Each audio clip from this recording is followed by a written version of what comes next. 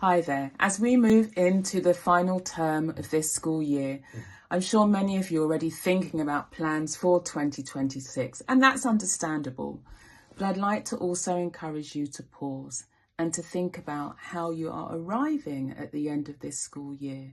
What is the self that is arriving at the end of this long 12 months? And the reason I ask this question is because recently I sat with a school leader. And all the school leaders that we work with, I love, I admire, I really respect. But I also know of this role, that it requires a lot of you and you work at a pace. And I asked this particular school leader, almost jokingly, what scale would she give the pace at which she works? She looked at me, she laughed and said, Viv, I'd probably give it an 11.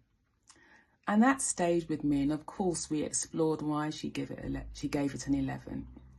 And what really stood out is this norm that we have in our sector that we've almost taken for granted and accepted. It's a belief that I see that really hinders performance, and it really hinders how leaders carry themselves in this role. And that belief is that it's indulgent to slow down. That belief that if you stop just for one moment, that you'll be seen as failing, that you'll be seen as not being up to your role. And I know how far from the truth that is. So if what I've just said there resonates with you, I want to suggest a small activity to help you really think consciously about how you will prepare yourself for 2026.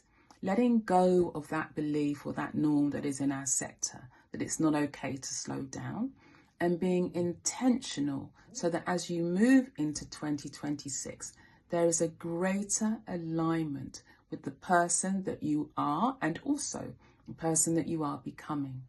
So if you've got a piece of paper and a pen, there are a couple of questions that I'd like you to consider. And it's these. As the year comes to an end, what is it that I might need to let go of?